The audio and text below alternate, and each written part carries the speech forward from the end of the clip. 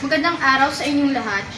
Sa vlog na ito, ating tatalakayin ng isa sa mga katutubong pangkat sa Pilipinas, ang Panay Bukidnon. Ang mga katutubong Panay Bukidnon na tinatawag din Tumandok o Suludnon ay napanatili ang ilan sa kanilang mga tradisyonal at paniniwala magpasa hanggang ngayon.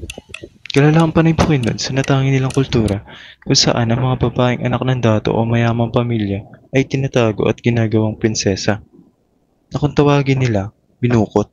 Bagamat hindi na ito naipasa sa mga sumusunod na henerasyon, marami pa rin sa kanilang mga tradisyon ipinagpapatuloy hanggang ngayon. Isa sa mga ito ay ang kasiyahan na tinatawag nilang pagtripon sa ang pamilya, kung saan nagtitipon ang mga Panay Bukidnon upang gunitain ang kanilang mayamang kultura. Parte ng pagdiriwang ang kanilang tradisyonal na sayaw na tinatawag na binanog.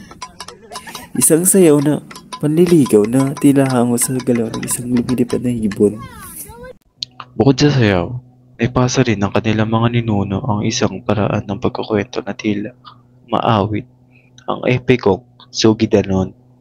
Isa rin sa mga awitin nila ay ang bahay na inaawit bilang pagtanggap sa mga bisita.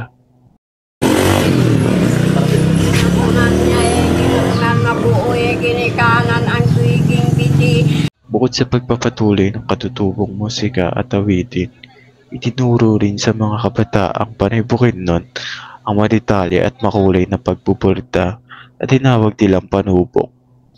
Ang mga disenyo ay hinango mula sa bagay na nakikita nila sa kalikasan. Meron din sila mga ipinagmamalaking kasuotan na nilalagyan ng panubok.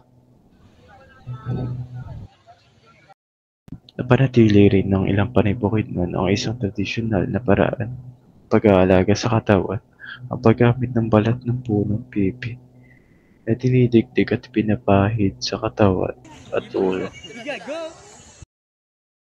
Ang mga katutubong Panay Bukidnon, hindi lang tradisyonal na sayaw, musika at paraan ng pagtatay ang napanatili, kundi maging may pagmalaki nila mga putahe tulad ng binakol.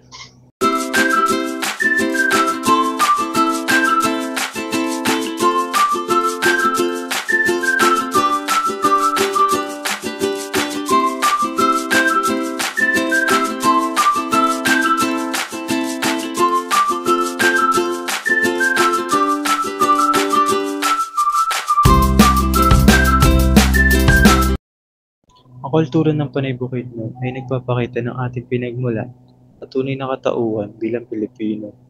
Sa kanilang mga awit, sayaw at paniniwala, makikita natin kung gaano kayaman at kakaiba ang ating kultura kumpara sa iba. Sa pagrespeto at pagpapanatili ng kultura ng Panay Bukidnon, mas napapalalim ang ating pagmamahal sa bayan. Pinapakita nito ang bawat Pilipino saan man nagmula ay may mahalagang ambag sa pagkakaisa at identidad ng ating bansa.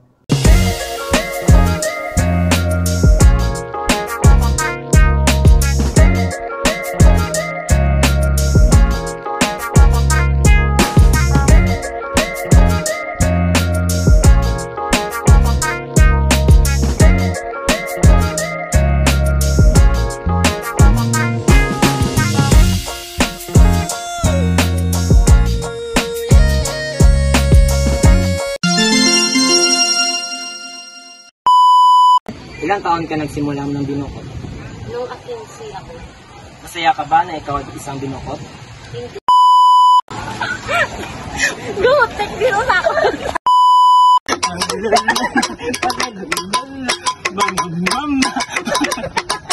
Gagawa! Basta nga ng tirahan.